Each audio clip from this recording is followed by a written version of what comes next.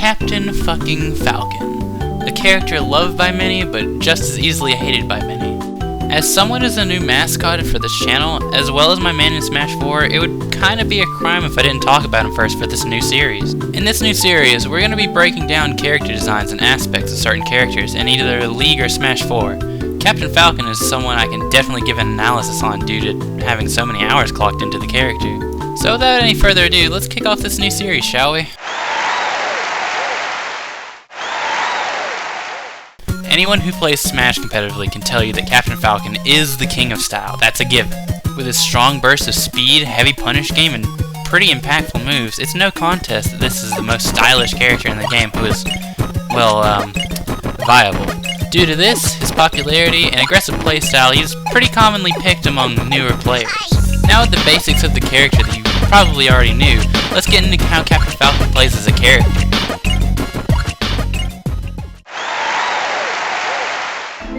So, while Captain Falcon has this amazing punish game which can kill an unexpected opponent with a few good reads, I gotta say, Captain Falcon gets punished a shit ton harder than most of the other characters in the game. To keep it simple, Captain Falcon's weight and fall speed just make it to where he's punished just as hard as he can punish his opponent. Not to mention, unlike many of the other top tiers, he doesn't really have any good form of mobility outside his ground speed, as well as no quick escape move, so he just gets stringed as long as the opponent likes. Realistically, his best escape option out of combos is to try and air dodge and fall faster than his opponent due to him having a ridiculous fall speed. As a side note, if something jank exists on a character that only works on a few characters, it's almost guaranteed that it also works on Falcon. So you're just gonna have to get used to getting dicked out of your stock over the smallest mistakes. It's just the Falcon life. There's one last warning I should give about Falcon, which is by far the most important. Never go too deep off stage. And when I say deep, I pretty much mean don't go any further than your confirm off up air to knee off stage. The fact of the matter, even though it may not feel like it, is that when you're off stage, you're pretty much as good as Little Mac off stage. Not only will you give up stage control, you'll also most likely be punished hard and potentially lose your stock for doing so. I mean, shit dude, you don't even have to intentionally go off stage in order to see how bad this is. If you're even knocked off stage, your recovery is so bad that your opponent can just breathe on you, and you probably wouldn't be able to make it back due to how linear and slow and unsafe his recovery is. Alright, so let's say, by some miracle, you manage to hit them with the shitty hitbox on your up B while recovering. If you don't remember to turn it around before you grab them, it's probably the easiest thing in the game to tech, and a tech jump puts them right above you, and anyone with a spike can take advantage of it and take your stock for it. Or, you know, they could just smack you if they don't have a spike and you probably still couldn't make it back. And here's the real kicker about it all. So earlier I mentioned about his up B, that if you reverse it then they won't be able to tech jump and smack you away or spike you, right? So, obviously, the normal Falcon's mindset would be just to reverse it every time in order to avoid such situations from happening. However, if they do this, and the opponent reads that they're going to do this, Falcon's up B doesn't snap ledge from behind. So basically, even with that precaution, you get punished just as hard as Cloud does whenever he doesn't snap ledge. You're still watching? Well, you're probably thinking to yourself all the funny ways you can exploit your friend's Falcon, or you're one hell of a masochistic Falcon to stick through after hearing how much the character can be exploited. Either way, with the terrible stuff about Falcon out of the way, it's time to get into the wonderful things about Falcon. The things that make it worth to stick through the torture of playing the character sometimes. Falcon is pretty fucking hilarious, let me just put it like that first. Every single stock you take from your opponent, you can feel them die a little bit inside because you either got it with an awesome punish or you killed them with a rapid boost. Best move of the game, by the way. Falcon has so many different tools to condition your opponent to do exactly what you want them to do. He's got DI mix-ups, air dodge punishers, oh my, he's got so many kill confirms, including one where he's able to kill you off dare at mid-percent, oh my lord! He's got a ledge trap just with his jab, footstool combos, and a landing up air that's way too hard to punish if you just jab afterwards. You know what? Fuck it. I'll just get it out of the way. Jab is busted. It's a ledge trap. It's an anti. It's so easy to perfect pivot. You can even jab, jab, grab. Or you can jab, jab, rapid boost to weave out of a counterattack and make them feel dumb because you killed them at 120 or as low as 80 with rage from a jab combo. Don't even get me started on his up air. His up air has an insane amount of shield pushback and shield stun on top of an extremely little landing lag, and he's pretty much able to kill confirm at any percent by landing the up air in the right situations. Not only landing up air kills, rising up air also kill confirms off knee as well. Dare, up air, and knee is all true and kills at mid percent. And what's that? You still think it's not a good idea to play the character so recklessly and aggressive since he's pretty much dead off of a punish or two? Well, guess what? His back air has a crazy amount of shield stun and pushback too. Not to mention it gives a guaranteed dash grab if you land it. Down throw up air is also true at pretty much all percents, but if you want to play him super safe, up air also starts to kill at higher percents. But that's enough Falcon dick sucking for now. This isn't a tutorial video after all. That'd be an $8 extra. So let's go ahead and get into the matchups. So, since this is a relatively new series about my thoughts and opinions on characters and their matchups, I'd like to take a section just to introduce my outlook on how matchups work in the game. Personally, I like to divide the entirety of the cast into 3 good categories for simplicity's sake, as the majority of the fighting games have some sort of rock, paper, scissors effect with their mechanics. The best example being the attack, block, and grab functions, with each one having their respective placements in the rock, paper, scissors metaphor. Using this idea, I've loosely made 3 different categories to summarize most fighters in the game. Those categories being Rush, Zone, and Projectile. Projectile is typically beaten by a Rush because Rush can get in on a projectile character before they can properly set up a wall. Rush is beaten by Zone due to their good range and speed on the normals that can shut down characters that try to get in. And Zone is pretty much beaten by Projectile due to the lack of approaches Zone characters typically have, on top of the fact that Projectile characters can set up walls that Zone characters can find it hard to get through. Examples of each category can be Captain Falcon and Sonic for Rush, Marth and Game & Watch for Zone, Villager and Duck Hunt for Projectile. Now, keep it in mind this is a very basic and loose observation of the characters, so forgive me if the analysis is a little off. After all, there are characters that fit into 2 or more categories. For example, Ness and Sheik can both be Rushdown or Zone characters, depending on your playstyle. I mean, fuck, Link can be whatever category he wants to be in, honestly, but he best fits into Projectile or Zone.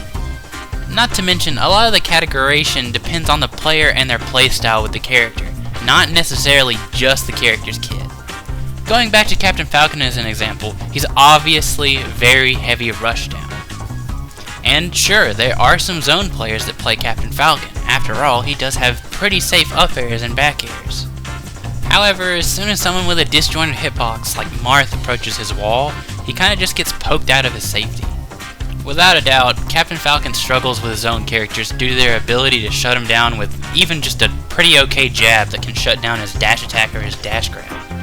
Or even people just with decent range, fast aerials that are safe to land with. Looking at Sheik mostly for this one. However, Falcon does excel against characters he need a bit of time to set up. Take Villager for example. By the time he's finished his side B animation, Falcon has already gotten all across the stage and dash grabbed you. Not only sliding out of the side B you placed in the first place, but also taking advantage of Villager's lack of tools whenever he's playing from behind. Now with the basic gist out of the way, let's go ahead and dive into his best and worst matchups. So first up, Falcon's best matchup in the game, in my opinion, is DK. Now I'm just gonna say, Bowser, DDD, Charizard, and Ganon are not better matchups for Captain Falcon in my opinion. But hear me out. Falcon definitely wins all those matchups I mentioned before, but compared to DK, I'd argue that DK loses the hardest. Let's get the obvious out of the way. DK is pretty much on the heavy side.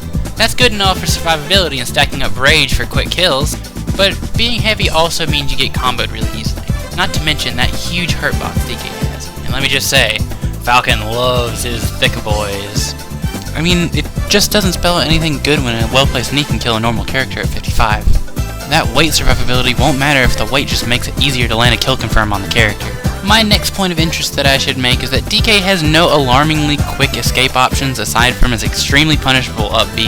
His neutral air wouldn't do jack shit either because Falcon's up air just has a significant range advantage and that's really his main juggling tool. He realistically has no way to keep out Falcon either aside from his back air, but even that is easily punished when he slides into your DMs with a shield grab. Recovering with DK is also awful against Falcon. DK's up B is mostly horizontal, and the hitbox also shows this aspect. Now this isn't necessarily bad, but against Falcon, it usually means he can position himself just above DK and it's the easiest spike of his life. So far we've talked about Falcon approaching and punishing DK, and this is typically where Falcon strives. So a lot of you might be seeing this as a one-sided argument because a lot of the stuff I mentioned requires Falcon to win the neutral. However, DK winning the neutral just seems like a nearly impossible feat. Once again, the best range move that DK has is back air. But even though back air is relatively safe to land and it auto-cancels, your 4 frames of normal landing lag are evened out by the 4 frames of which it takes for Falcon to drop his shield. So if you land with your back towards Falcon, what are you even gonna do? Can't pivot grab since Falcon's jab, grab, and dash grab are all faster. Can't back air again because Falcon has faster options than your second back air can come out. Approaching with any other move of DK's isn't safe either. And I can hear everyone now. But Bronze, DK is a grappler. After all, he has twice as many throws as any other character in the game. To which I say, shut up. No, but really. Captain Falcon's range and safety on his up air, his speed and range on his jab, and his great dash attack make it very difficult for DK to find a way to really fish out a grab and take advantage of where DK is strongest. Before I move on to his worst matchup, I have to address the really bold statement I made at the beginning of this section with DK. As a quick refresher, I made the bold statement that DK lost harder than any other grappler or heavyweight for that matter. The reason being is that all those characters have some sort of quick escape or safe pressure against Falcon. Yes, they still lose to Falcon in my opinion, but at least they can provide some sort of threat so you can't edge guard them, like literally every other character in the game except for DK and a select few others. And now with that out of the way, let's go ahead and get into his worst matchup by a landslide. Oh God, where do I even begin? This matchup is probably most notoriously the worst matchup in the game.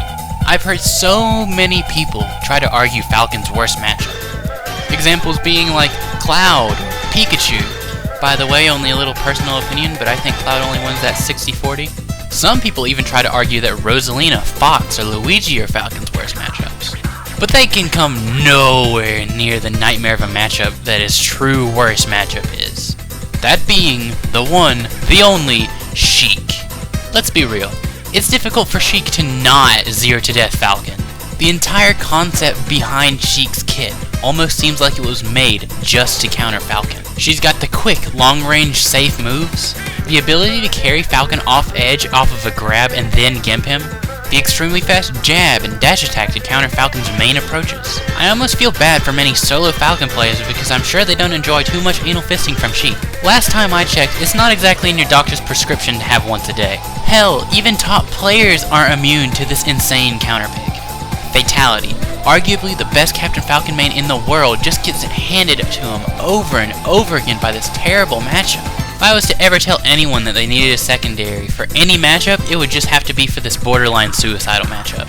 There's not much else to say that hasn't been said 1,000 times. I feel like this matchup is just unwinnable. At least in the scenario where both players have the exact same amount of skill. Remember what I said about the rock paper scissors effect and all that shit? Playing Falcon is like thinking you'll play rock cause, you know, why not?